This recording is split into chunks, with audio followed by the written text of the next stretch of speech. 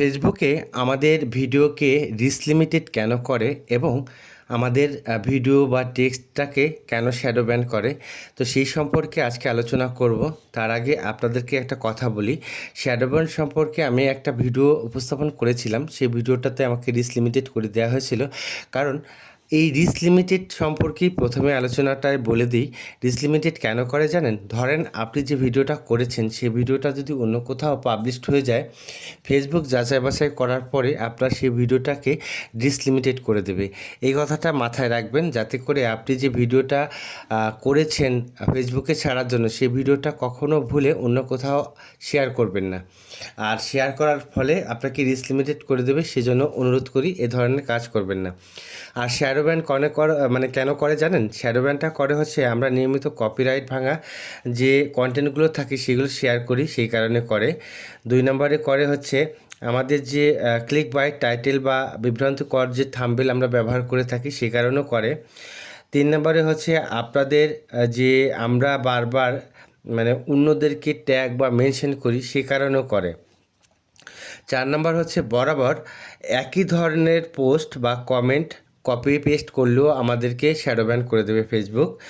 তারপরে 5 নম্বর হচ্ছে আশ্চর্যজনকভাবে দেখবেন যে আপনার রিচ, এঙ্গেজমেন্ট বা শেয়ার সব কিছু হয়েছে হঠাৎ করে, কিন্তু সেটা ভুয়া। সেই কারণেও কিন্তু আপনাকে ফেসবুক আপনাকে শ্যাডো ব্যান করে দিতে পারে।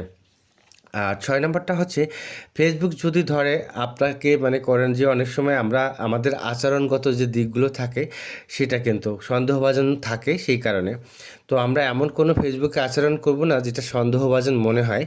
আমাদের সন্দেহভাজন আচরণের কারণেও কিন্তু ফেসবুক আমাদেরকে শ্যাডো ব্যান করে দেয়।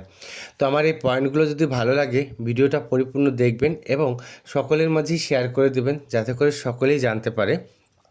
আর আমার এই ভিডিওটা কিন্তু বিভিন্ন স্থান থেকে করে একসাথে সংযোগ করা হয়েছে, তাও সম্পূর্ণ পুরোটাই হচ্ছে আমাদের ফরিদপুরের।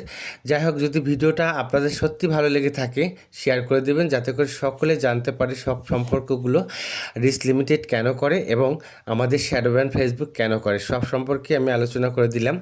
তো অবশ্যই পরিপূর্ণ ভিডিও দেখবেন এবং শেয়ার করে দেবেন। আর যদি আপনার এই ধরনের ভুল থাকে, অবশ্যই আপনি আপনার টাইমলাইনে শেয়ার করে রাখবেন, যাতে করে আপনার এই শেয়ারের কারণে যেন দেখতে পারে অনেকেই বা বুঝতে পারে যে আমাদের ভুলগুলো কোথায় হয়ে থাকে। তো সবাইকে আমার এই একটাই অনুরোধ রইল যে আপনারা অবশ্যই পরিপূর্ণ ভিডিও দেখবেন এবং সেই ভিডিও অনুযায়ী গঠনমূলক মন্তব্য করবেন। এটা হচ্ছে আপনাদের কাছে আমার অনুরোধ। আমরা অনেকেই এই ধরনের কাজগুলো করি না, ভিডিওটা পরিপূর্ণ না দেখেই শুভ সকাল, শুভ বিকেল, শুভ দুপুর বলে দিই। আসলে ভিডিওটা পরিপূর্ণ দেখতে হবে এবং ভিডিও সম্পর্কে যে আলোচনাটা করেছে সেই সম্পর্কে আমরা সুন্দর একটা গঠনমূলক মন্তব্য করব। ধন্যবাদ সবাইকে।